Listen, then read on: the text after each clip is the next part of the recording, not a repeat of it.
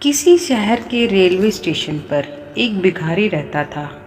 वह वहां आने जाने वाली रेलगाड़ियों में बैठे यात्रियों से भीख मांगकर अपना पेट भरता था। एक दिन जब वह भीख मांग रहा था तो सूट बूट पहने एक लंबा सा व्यक्ति उसे दिखा। उसने सोचा कि यह व्यक्ति बहुत अमीर लगता है, इससे भीख मांगने पर यह मुझे ज़रूर अच्छे पैसे देगा।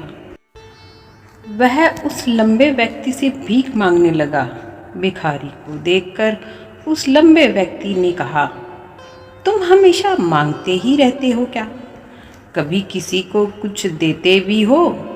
भिखारी बोला, साहब, मैं तो भिखारी हूँ, हमेशा लोगों से मांगता ही रहता हूँ। मेरी इतनी औकात कहाँ कि किसी को कुछ दे सकूँ।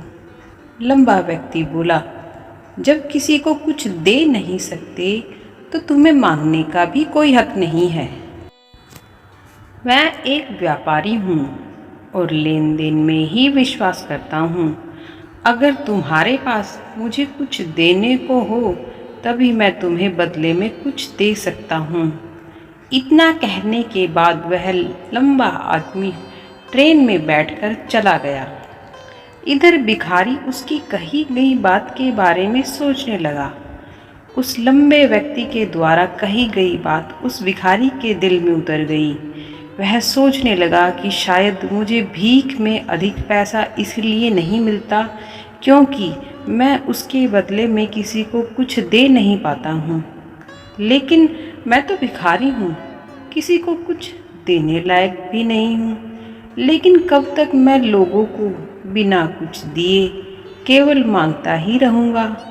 बहुत सोचने के बाद उस भिखारी ने निर्णय किया कि जो भी व्यक्ति उसे भीख देगा उसके बदले में वह भी उस व्यक्ति को कुछ ज़रूर देगा। लेकिन अब उसके दिमाग में यह प्रश्न चल रहा था कि वह खुद भिखारी है तो भीख के बदले में वह दूसरों को क्या दे सकता है।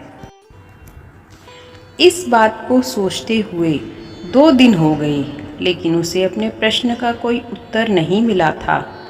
तीसरे दिन जब वह स्टेशन के पास बैठा हुआ था तभी उसकी नज़र कुछ फूलों पर पड़ी थी जो स्टेशन के आसपास के पौधों पर खिल रहे थे। उसने सोचा, क्यों ना मैं लोगों को भीख के बदले कुछ फूल दे दिया करूं। उसको अपना यह विचार अच्छा लगा और उसने वहां से कुछ फूल तोड़ लिए। अब वह ट्रेन में भीख मांगने पहुंचा। अब जब भी कोई उसे भीख देता तो उसके बदले में वह भीख देने वाले को कुछ फूल दे देता। उन फूलों को लोग खुश होकर अपने पास रख लेते थे। अब भिखारी रोज़ फूल तोड़ता और भीख के बदले में उन फूलों को लोगों में बांट देता था। कुछ ही दिनों में उसने महसूस किया कि अब उसे बहुत अधिक लोग भीख देने लगे हैं। वह स्टेशन के पास के सभी फूलों को तोड़ लाता था। जब तक उसके पास फूल रहते थे तब तक उसे बहुत से लोग भीख देते थे, लेकिन जब फूल बांटते बांटते ख़त्म हो जाते तो उसे भीख भी नहीं मिलती थी। अब रोज़ ऐसा ही चलता रहा। एक दिन जब वह भीख मांग रहा था तो उसने देखा कि वही लंबा व्यक्ति ट्रेन में बैठा है, जिसकी वजह से उसे भीख के बदले फूल देने की प्रेरणा मिली थी। वह तुरंत उस व्यक्ति के पास पहुंचा और भीख मांगते हुए बोला, आज मेरे पास आपको देने के लिए कुछ फूल हैं, आप मुझे भीख दीजिए तो बदले में मैं आपको कुछ फूल दूंगा। उस लंबे व्यक्ति ने उसे भीख के रूप में कुछ पैसे दे दिए और भिखारी ने कुछ फूल उसे दे दिए। उस लंबे व्यक्ति को बात बहुत पसंद आई। वह बोला, वाह क्या बात है, आज तुम भी मेरी तरह एक व्यापारी बन गए हो। इतना कहकर फूल लेकर वह लंबा व्यक्ति अपने स्टेशन पर उतर गया। लेकिन उस लंबे व्यक्ति द्वारा कही गई बात एक बार फिर से उस भिखारी के दिल में उतर गई। वह बार बार उस लंबे व्यक्ति के द्वारा कही गई बात के बारे में सोचने लगा और बहुत खुश होने लगा। उसकी आंखें चमकने लगी। उसे लगने लगा कि अब उसके हाथ सफलता की वजह चाबी लग गई है, जिसके द्वारा वह अपने जीवन को बदल सकता है। वह तुरंत ट्रेन से नीचे उतरा और उत्साहित होकर बहुत तेज आवाज़ में ऊपर आसमान की तरफ देखकर बोला, मैं भिखारी नहीं हूँ, मैं तो एक व्यापारी हूँ, मैं भी अमीर बन सकता हूँ। लोगों ने उसे देखा तो सोचा कि शायद यह भिखारी पागल हो गया है, और अगले दिन से वह भिखारी उस स्टेशन पर फिर कभी नहीं दिखा। लेकिन 6 महीने बाद इसी स्टेशन पर दो व्यक्ति सूट बूट पहने हुए यात्रा कर रहे थे। दोनों ने एक दूसरे को देखा तो उनमें से एक ने दूसरे से हाथ मिलाया और कहा, क्या आप मुझे पहचानना? दूसरा व्यक्ति बोला, नहीं, क्योंकि मेरे हिसाब से हम लोग पहली बार मिल रहे हैं। पहला व्यक्ति बोला, नहीं, आप याद कीजिए, हम पहली बार नहीं बल्कि तीसरी बार मिल रहे हैं।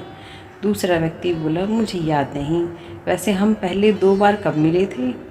अब पहला व्यक्ति मुस्कुराया और बोला, हम पहले भी 2 बार इसी ट्रेन में मिले थे। मैं वही भिखारी हूँ जिसको आपने पहली मुलाकात में बताया कि मुझे जीवन में क्या करना चाहिए, और दूसरी मुलाकात में बताया कि मैं वास्तव में कौन हूँ। दूसरा व्यक्ति मुस्कुराया और अचंभित हुए बोला, ओह, याद आया, तुम वही भिखारी हो जिसे मैंने एक बार भीख देने से मना कर दिया था, और दूसरी बार मैंने तुमसे कुछ फूल खरीदे थे। लेकिन आज तुम यह सूट बूट में कहाँ जा रहे हो, और आजकल क्या कर रहे हो? तब पहला व्यक्ति बोला, हाँ, मैं वही भिखारी हूँ, लेकिन आज मैं फूलों का एक बहुत बड़ा व्यापारी हूँ। इसी व्यापार के काम से ही दूसरे शहर जा रहा हूँ।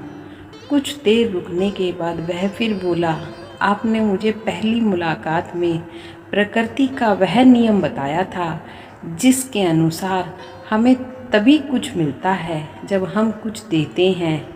लेन देन का यह नियम वास्तव में काम करता है। मैंने यह बहुत अच्छी तरह महसूस किया है, लेकिन मैं खुद को हमेशा भिखारी ही समझता रहा। इससे ऊपर उठकर मैंने कभी सोचा ही नहीं, और जब आपसे मेरी दूसरी मुलाकात हुई तब आपने मुझे बताया कि मैं एक व्यापारी बन चुका हूँ। अब मैं समझ चुका था कि मैं वास्तव में एक भिखारी नहीं बल्कि व्यापारी बन चुका हूँ। मैंने समझ लिया था कि लोग मुझे इतनी भीख क्यों दे रहे हैं, क्योंकि वह मुझे भीख नहीं दे रहे थे बल्कि उन फूलों का मूल्य चुका रहे थे।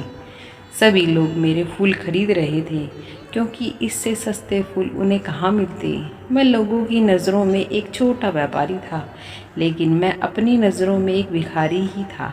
आपने बताने पर मुझे समझ आ गया कि मैं एक छोटा व्यापारी हूँ। मैंने ट्रेन में फूल बांटने से जो पैसे इकट्ठे किए थे उनसे बहुत से फूल खरीदे और फूलों का व्यापारी बन गया। यहाँ के लोगों को फूल बहुत पसंद है, और उनकी इसी पसंद ने मुझे आज फूलों का बहुत बड़ा व्यापारी बना दिया। दोनों व्यापारी अब खुश थे और स्टेशन आने पर साथ उतरे और अपने अपने व्यापार की बात करते हुए आगे बढ़ गए।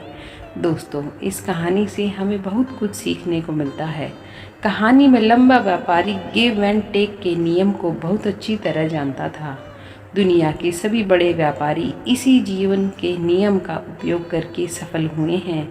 इस फार्मूले को उसने भिखारी को भी बताया। भिखारी ने इस प्राकृतिक नियम को अपना लिया और इसका असर उसके जीवन में साफ दिखाई देने लगा। उसने अपनी सोच बदली और उसकी ज़िंदगी बदल गई। यह कहानी हमें बताती है कि हम यदि अपनी सोच बदल लें तो कुछ भी हासिल किया जा सकता है। यदि हम खुद को छोटा समझते रहेंगे तो हम हमेशा छोटे ही बने रहेंगे। बड़ा बनने के लिए हमें अपनी सोच को बदलना होगा और खुद के बारे में बड़ा सोचना होगा। कहानी का सार यही है कि सफलता आपकी सोच में छुपी होती है। खुद का आत्मसम्मान जगाइए, अपनी सोच को बड़ा बनाइए और देखिए कैसे आप सफलता के शिखर पर पहुंच जाते हैं। धन्यवाद।